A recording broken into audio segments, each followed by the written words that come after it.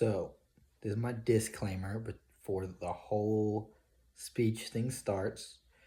I was not given very much direction in what I'm supposed to talk about, or how I'm supposed to talk about it, or how long I'm supposed to talk about it. All I know, it's supposed to be a Greta related talk. So, I had to write down notes so I can keep myself paced and I know I'm not going over the same stuff. I got some headers. We have my experience with Greta. We have her feelings, which isn't specifically her feelings, but it's kind of related. Things that will or have changed. And then lastly, pros and cons. We'll get to that at the end. So, my experience with her, I'm gonna give a good rendition of since I've met her to now. So, first night she shows up to church. I think I saw her the very first night.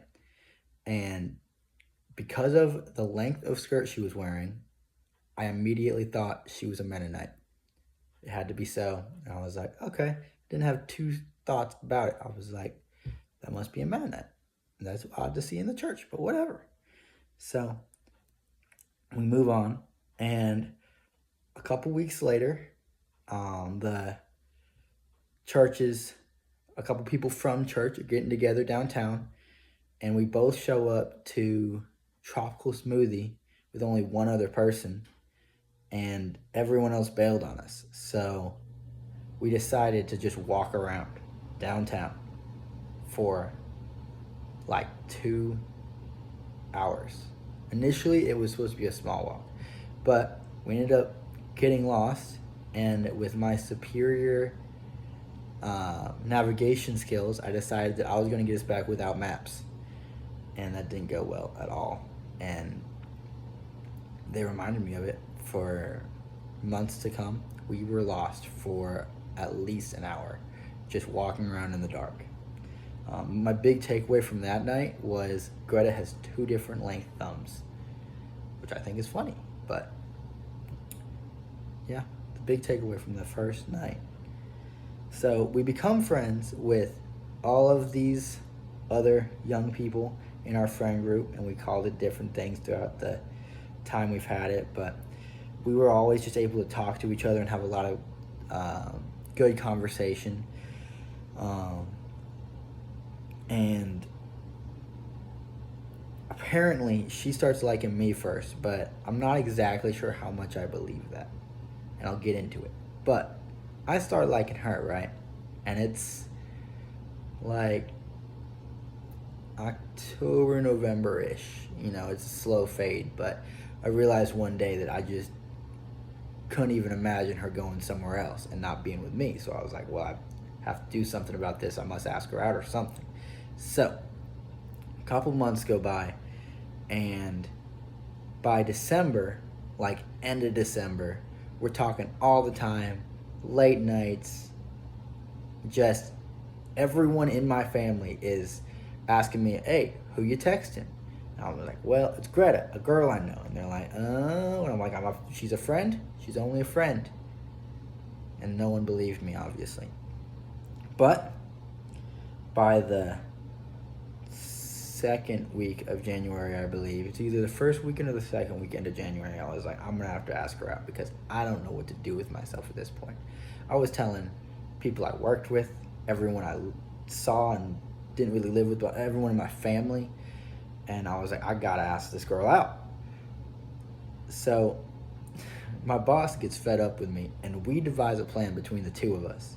I'm gonna text her, and then at our coffee date, if she says yes to that, I'll actually ask her out on an official date. And so it takes her a while to respond, but she says yes, and I was like, yes, perfect. Everyone's still on board.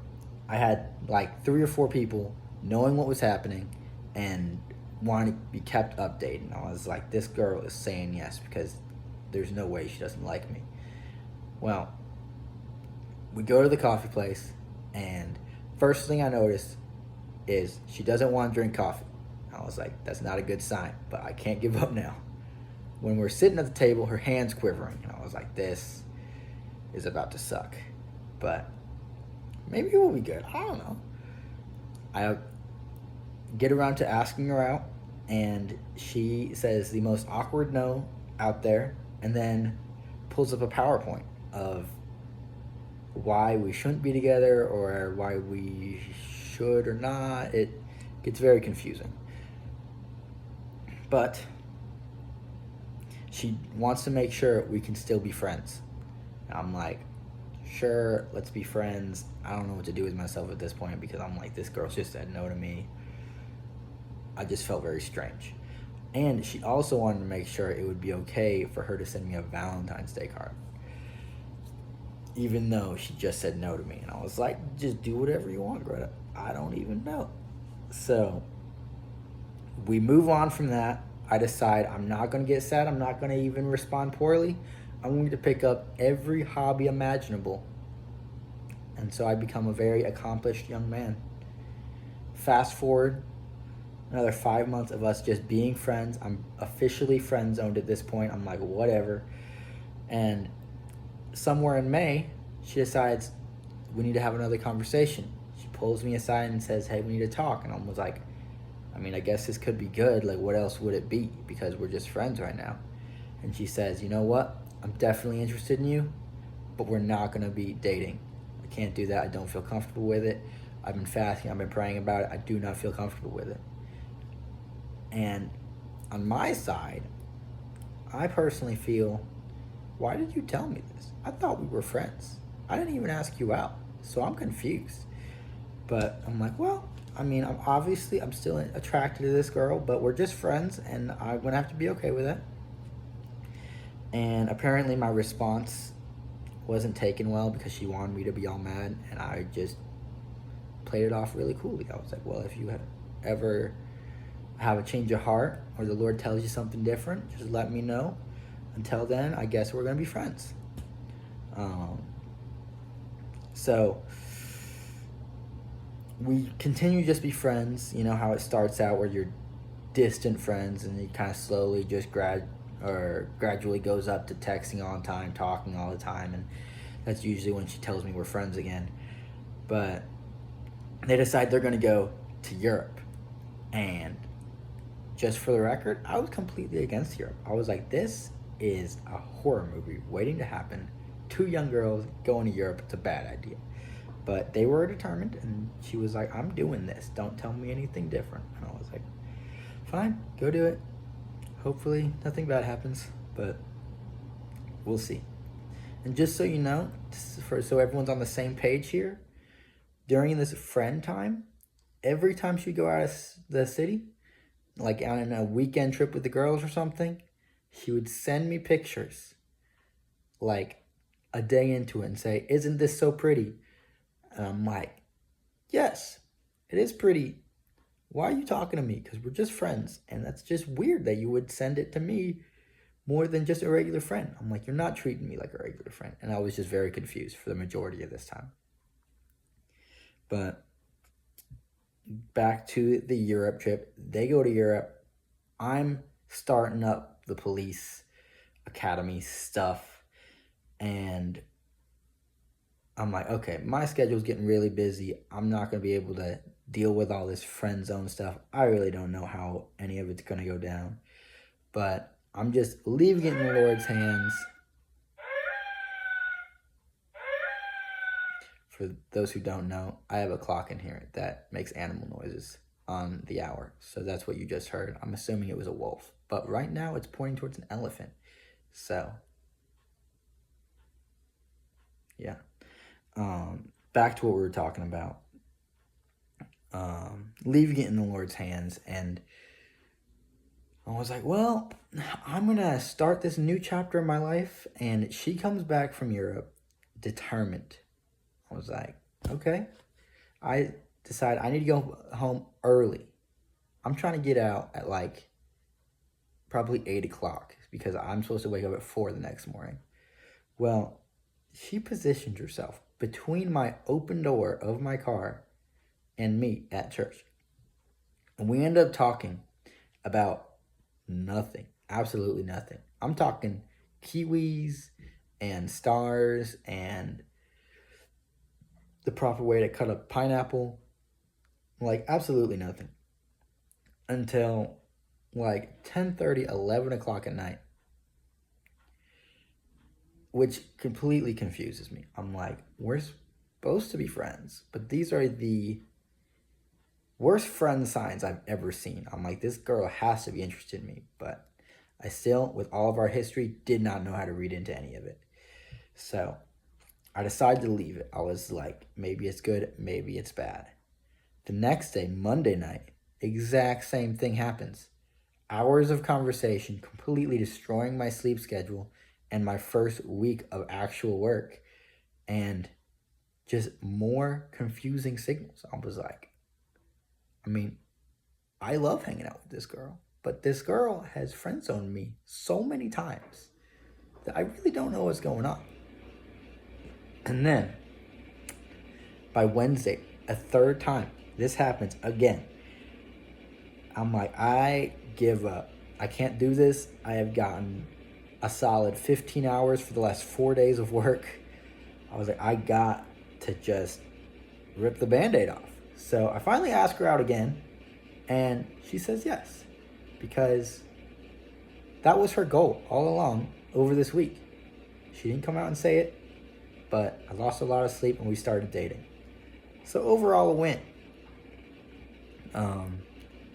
During our dating period, it was kind of different at first than I expected. We had steps, so she felt comfortable. I've never even heard of these steps, but just for anyone who doesn't know these steps, I'm going to walk you through it. When you get asked out on a first date, that means you're just going on a date. Then you're going on multiple dates. You are people who go on dates. That's your title. When you can get up to 3 dates, 3 good dates, now you can be considered dating if you both agree on it. After that, an unknown amount of time, then you have to ask them to be your girlfriend, which is much more than dating. So I did that on the 4th date because I was like, I already accomplished the 3-date thing. On the 4th date, I was like, you want to be my girlfriend? Because it was a good date.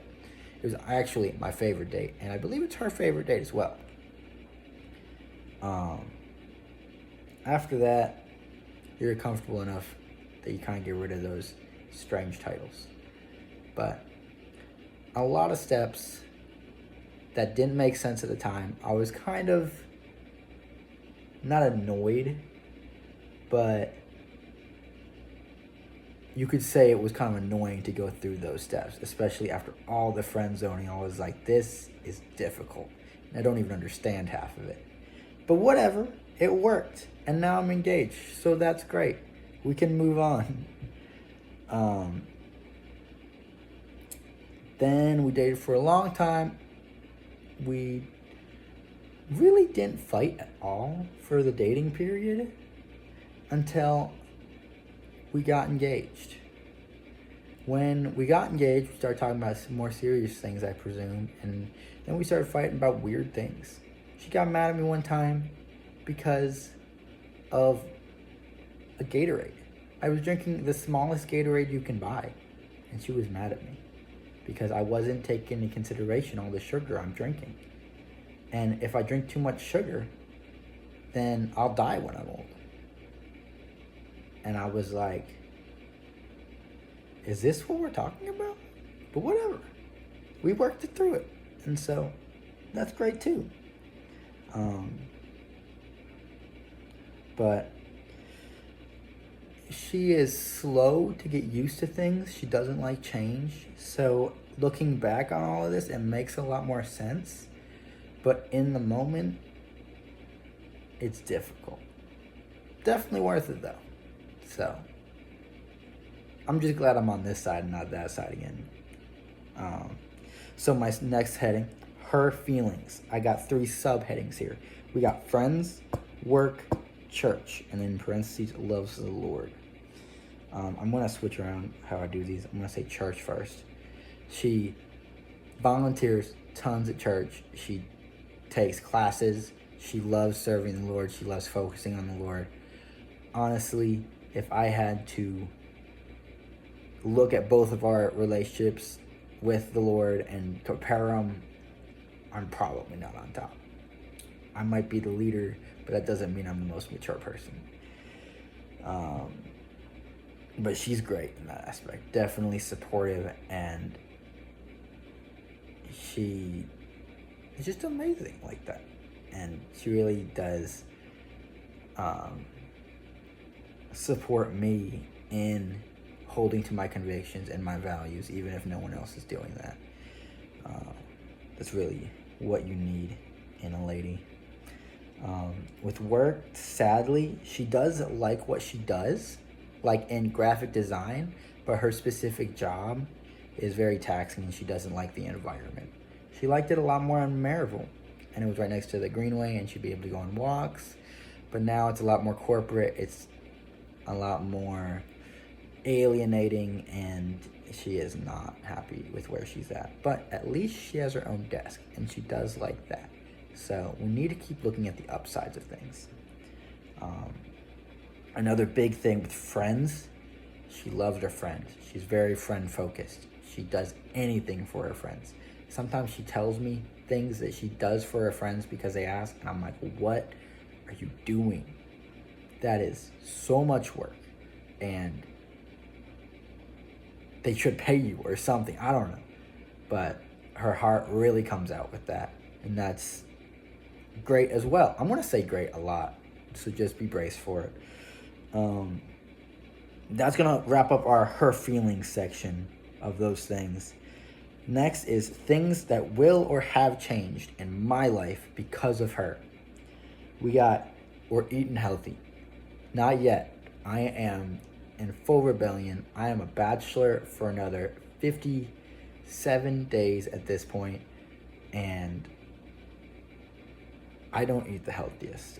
I take the easy way out a lot of times, and that is all coming to an end when we are eating the same food, because she looks into all of that. She looks into how it's processed and how it was made, which may be the same thing, I'm not quite sure. But she is very health oriented in the stuff we take into our bodies, which is good because in the Bible it says our bodies are a temple, and I should probably put more emphasis on that. But she is going to completely revolutionize how I eat food. I have next talking to people, because she loves to talk to everybody.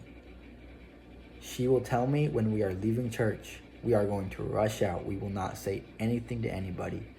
And I will, right off the bat, not believe her, because all it takes is one person to give her a hug or say hi, and we will be there for 2 hours. I'm the type, if I need to go home, I will wait until the prayer is done, until the song is finished, and then I will be walking towards the door. That's not how she is. She cares about people a lot, and once they try to talk to her, she needs to put in that effort and she needs to talk to those people. But it does wear off on me. I care more about people now. It is just a side effect of being around people who care about people. You can end up caring about people. And then lastly here I say shows grace, because I am so black and white. I am cut and dry. If you mess up, you're dead. Like, that is it. And anytime I talk to her about something wrong that's happened, or someone who's like done me wrong or the church wrong, something like that, she starts immediately not explaining what they're doing, but giving reason for why they might have done it, why we shouldn't be so harsh about it, reminding me of how the Bible says we're supposed to treat them, just calming me down in all of it, even if it means she's just telling me to calm down. She's done it before. But as much as I'm on the justice side, she is completely on the grace side. And so she does balance me out so well with that. And it's something I definitely lack. So she's amazing on that.